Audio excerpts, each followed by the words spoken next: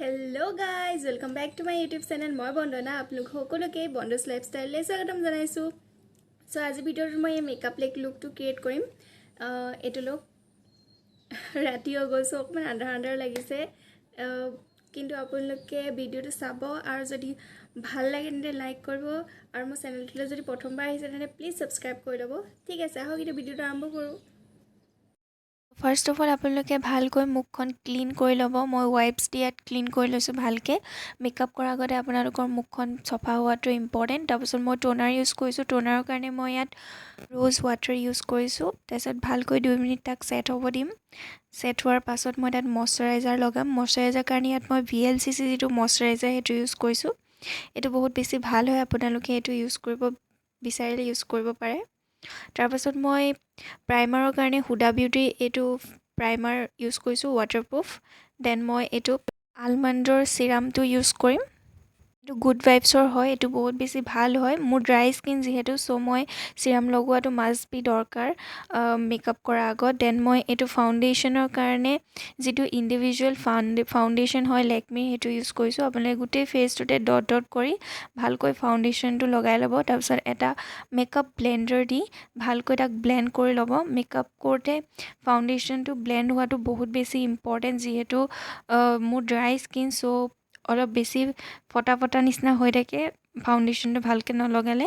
চ' আপোনালোকে টাইম লৈ পেলানি ভালকৈ ফাউণ্ডেশ্যনটো ছেট কৰিব। ইয়াত আপোনালোকে ব্লেণ্ডাৰ বা ব্ৰাছ দিও মেকআপ ফাউণ্ডেশ্যনটো ছেট কৰিব পাৰে। তাৰপিছত মই ব্ৰাউজ ফিল কৰিম। তাৰ আগতে মই ব্ৰাউজটো ছেট কৰি লৈছোঁ ভালকৈ ব্ৰাছৰ সহায় লৈ। তাৰপিছত মই ইয়াত মেট যিটো ব্ৰাউন শ্বেড হয় প্লেটৰ পৰা লৈ সেইটো মই জাষ্ট অকল ব্ৰাউনটো ফিল আপহে কৰিম। ব্ৰাউজটো বহুত বেছি ডাৰ্ক কালাৰ মোক নালাগে, চ' মই এইটো যিটো পাউডাৰী শ্বেড হয় সেইটো দিয়ে মই মোৰ ব্ৰাউজাৰটো ফিল আপ কৰি ল'লোঁ।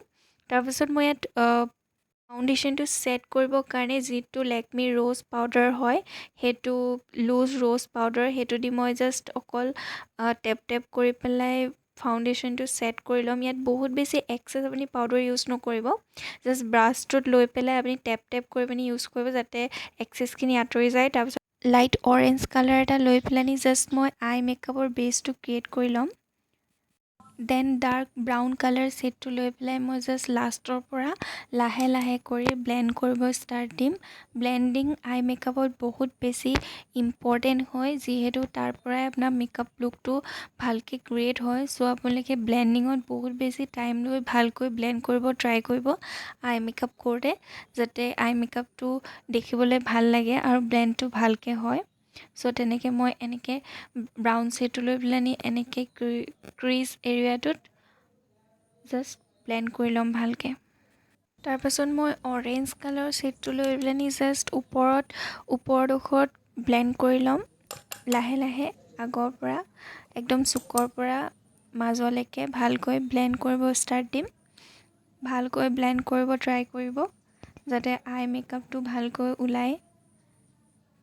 তাৰপাছত মই লাইট অৰেঞ্জ কালাৰ যিটো চিমাৰী শ্বেড হয়, সেইটো মই আঙুলি দি মাজত এনেকৈ লাহে লাহে ব্লেণ্ড কৰি দিম। জাষ্ট টেপ কৰি পেলাই ব্লেণ্ড কৰিব, বহুত বেছি এক্সেছ ব্লেণ্ড কৰাৰো দৰকাৰ নাই, যিহেতু চিমাৰী শ্বেড হয়। এইটো লগাই দিলে ওপৰত আই মেকআপটো দেখিবলৈ বহুত ভাল লাগে। ইয়াত মই বহুত বেছি ইউজ নাই কৰা, জাষ্ট অকণমান আই মেকআপ কৰিছোঁ। তাৰপিছত মই ইয়াত আইলাইনাৰটো লগাই ল'লোঁ, সেইটো ভিডিঅ'টো গুচি গ'ল, চ' দিব নহ'লে। তাৰপিছত মই ইয়াত মাস্কাৰা লগাই ল'ম। জাষ্ট মাস্কাৰাটো লগাই লৈছোঁ ভালকৈ। তাৰপিছত মাস্কাৰাৰ পৰাই অকণমান ব্লেক শ্বেডটো মই ব্লেণ্ডিং ব্ৰাছডাল লৈ পেলাই আইটোৰ মই তলৰ এৰিয়াটোত অকণমান লাহে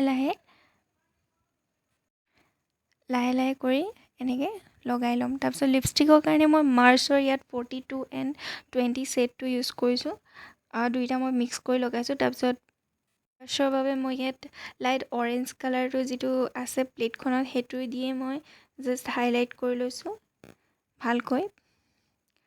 হাইলাইটিঙৰ কাৰণেও মই বেলেগ এটা হাইলাইটাৰ ইউজ কৰিছোঁ, এইটো বহুত বেছি ভাল হয় 250 লৈছিলে মোৰ এইটো মিছোত এভেইলেবল আছে এইটো বহুত বেছি ভাল হয় হাইলাইটাৰটো আপোনালোকে ডেফিনেটলি এইটো চেক আউট কৰিব পাৰিব তলত মই লিংক দি দিম মই আঙুলি দি কৰি বহুত বেছি ভাল পাওঁ হাইলাইটাৰটো হাইলাইট কৰি চ' মই ইয়াতে সেইটো ট্ৰাই কৰি দেখাইছোঁ আপোনালোকক ভাল লাগিলে তেনেকৈ কৰিব পাৰিব এইটো মোৰ ফাইনেল লুক আপোনালোক কেনেকুৱা লাগিলে মোক জনাব নাপাহৰিব